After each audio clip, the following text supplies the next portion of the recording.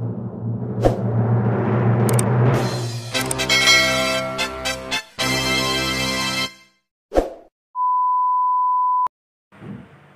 nama saya Adrian Putra Keluarga Barat. Saya akan menyampaikan laporan bacaan saya yang berjudul Studi Kritis Terhadap Power Encounter karya Nicholas Kurniawan. Kita masuk ke dalam pendahuluan atau latar belakang.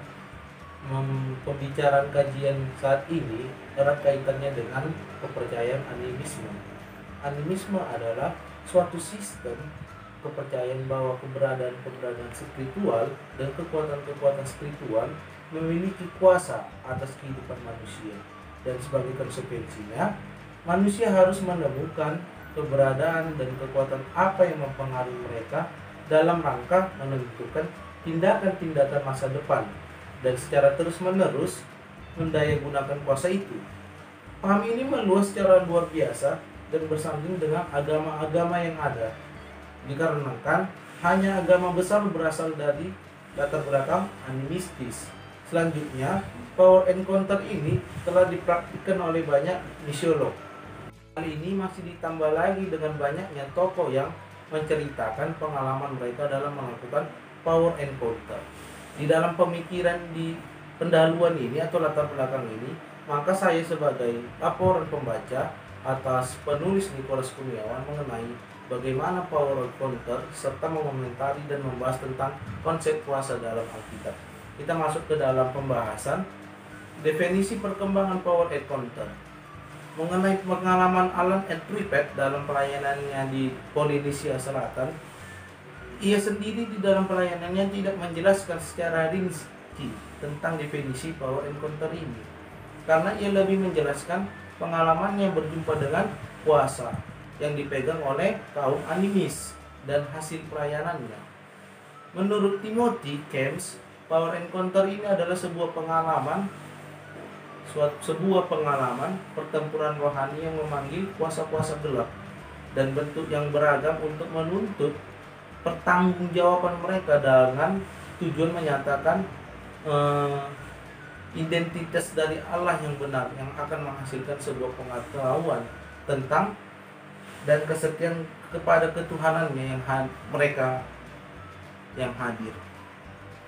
Dari definisi ini, tampak sekali adanya sikap ofensif dan reaktif terhadap kuasa kegelapan itu, sehingga peranan si pelaku sangat dituntut untuk aktif dan agresif. Pengusiran setan adalah bagian kecil dari power encounter, sehingga tidak perlu atau tidak selalu power encounter ini diwujudkan dan diikuti dengan pengusiran setan. Karena power encounter ini merupakan bagian dari peperangan rohani, dan peperangan rohani adalah bagian dari sebuah penginjilan.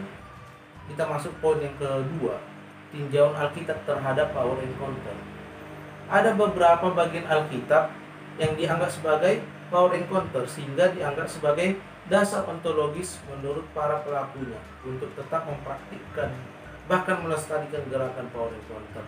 Yang pertama itu peristiwa Elia di Gunung Karmel, yang kedua itu tula-tula di Mesir, yang ketiga itu Gideon menghancurkan mesbah Baal dan membangun mesbah bagi Tuhan.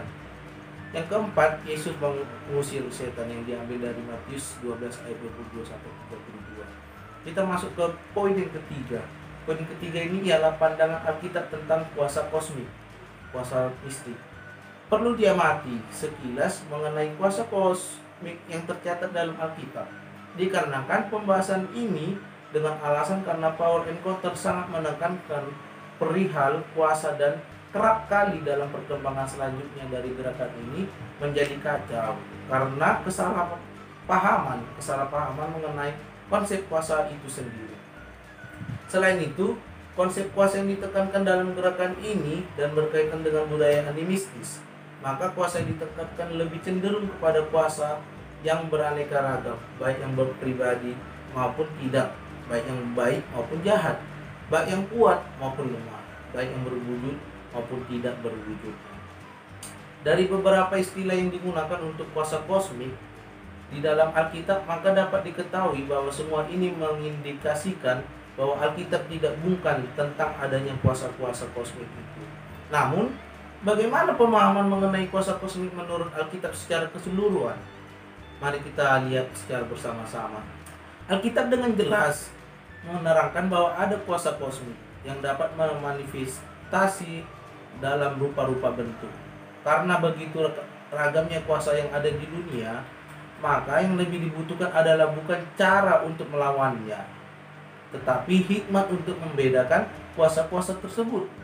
Dalam hal ini perlu ada kepekaan rohani yang berasal dari relasi pribadi yang dekat dengan Tuhan, serta berdasarkan suatu keyakinan kemenangan Kristus mengatasi kuasa-kuasa tersebut.